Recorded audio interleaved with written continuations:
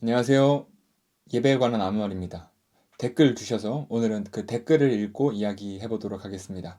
청소년들이 전통적인 예배에 집중하지 못하는데 그런데도 전통적인 예배를 드려야 하는가에 대한 물음입니다. 청소년을 말하고 있지만 크게 보면 소위 전통적인 예배 그리고 현대적인 예배의 대립 구도의 맥락에서 나온 질문이라는 생각이 듭니다. 전통적인 예배와 현대적인 예배의 대립은 아주 극렬합니다.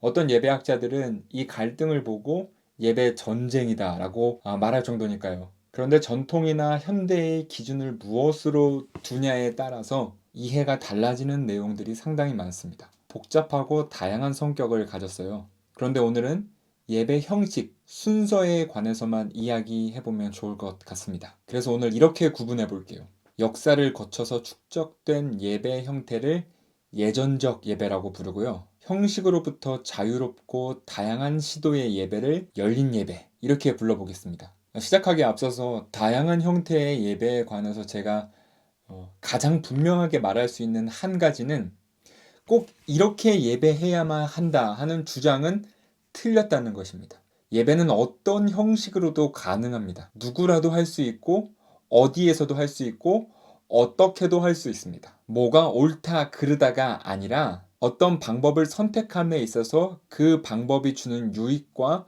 그리고 그 방법이 이끌고 가는 목적과 그 방법이 요구하는 세팅이 다른 것일 뿐입니다. 그래서 자신이 추구하는 바에 알맞게 예배를 드리면 됩니다. 우선 시작부터 말하는 것은 저는 예전적인 예배를 선호한다는 것입니다. 네, 저는 예배 꼰대입니다.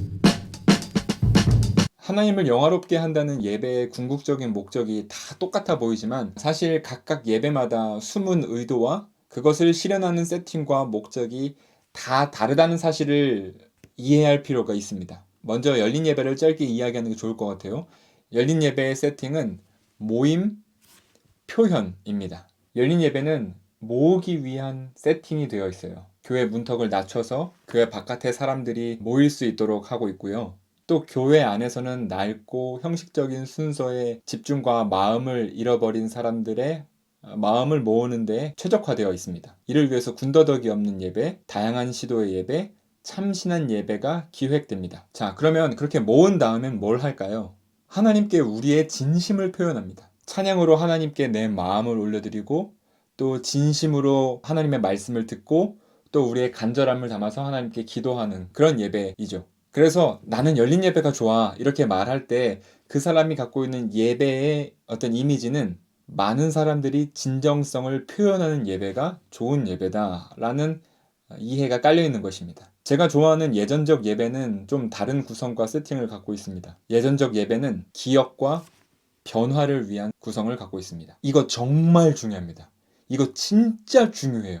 무엇을 기억하는 걸까요? 흔히들 죄의 고백, 사도신경, 주기도문, 교동문 이런 것들이 들어가면 전통적인 예배다 이렇게 생각을 합니다. 그런데 예전적인 예배에서 중요한 것은 무슨 요소가 들어가 있느냐가 아니고 그 요소들이 어떻게 연결되어 있느냐가 더 중요해요. 예전적 예배는 의미 있는 요소들의 나열이 아니라 그 연결된 순서들이 하나의 이야기를 갖추고 있다는 점이 굉장히 중요합니다. 간혹 예배 교육을 하시는 사역자들을 보면 이 순서는 어떤 의미이고 이 순서는 어떤 의미이고 그 각각 순서의 의미에 대해서 설명하는 식의 교육들을 자주 하시는데요. 진짜 중요한 것은 예배의 이야기를 알려주는 것입니다. 예전적 예배는 총 4장으로 구성되어 있는 이야기입니다. 첫 번째 모임, 두 번째 말씀, 세 번째 사귐, 네 번째 보냄. 교회마다 각 장에 채워진 디테일들, 그 사소한 것들은 아주 다르지만 그래도 전체적인 이야기 구조는 모두 똑같습니다.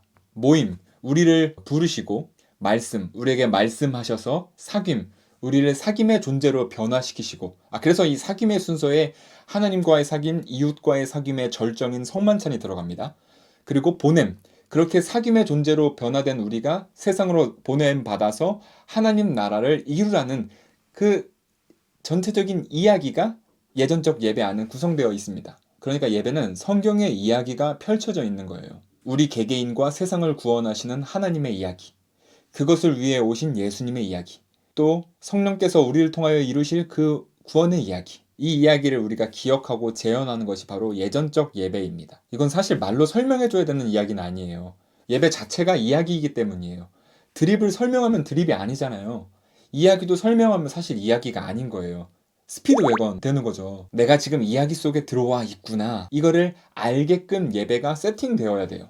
그러기 위해선 예배가 그날의 주제에 맞는 구원의 이야기를 펼치기 위해서 설교와 찬양은 물론 교동문, 기도, 멘트까지도 다 하나의 이야기로 연결되고 하나의 주제로 통일되어야 하는 부분들이 있는 것입니다. 그렇게 이야기가 선명해질 때 우리는 그 분명한 이야기 속에서 하나님의 구원 사건을 기억하고 또 우리를 변화시킵니다.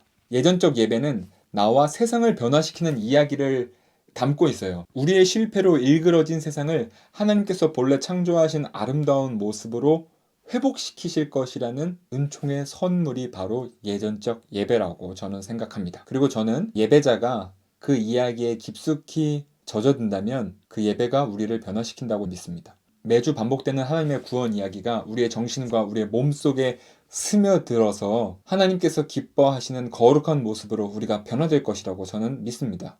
제가 예배에 관해서 가장 좋아하는 말씀인 로마서 12장 1절에서 2절은 이렇게 써 있어요. 여러분의 몸을 하나님께서 기뻐하실 거룩한 산제물로 드리십시오. 이것이 여러분이 드릴 합당한 예배입니다. 여러분은 이 시대의 풍조를 본받지 말고 마음을 새롭게 함으로 변화를 받아서 하나님의 선하시고 기뻐하시고 완전하신 뜻이 무엇인지를 분별하도록 하십시오. 우리를 산제물로 드리라는 것은 말 그대로 우리가 제단에 이렇게 들어 누워서 하나님 받아주세요 이렇게 하는 것도 아니고 우리에 막 기름 붓고 이런 것도 아니에요. 종교적 열심을 표현하라는 것이 아닙니다. 여기서 몸은 우리 삶에 대한 은유입니다.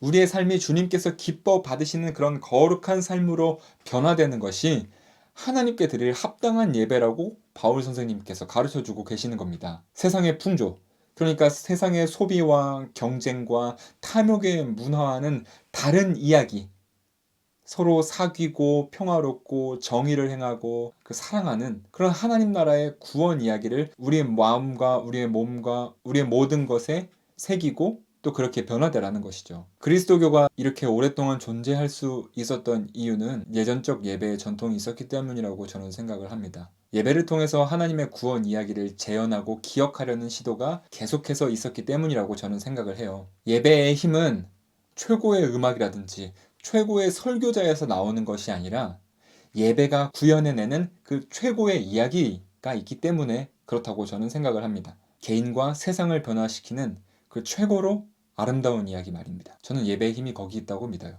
그래서 저는 예전적인 예배가 계속되어야 한다고 주장하는 사람입니다. 물론 변화하는 시대에 맞춰서 그 이야기의 표현은 우리 문화의 옷을 입어야 합니다. 제가 전통적인 예배와 현대적인 예배라는 표현이 아니라 예전적인 예배와 열린 예배라는 표현을 쓴 이유가 여기에 있어요. 우리의 예배는 전통적이어야 합니다.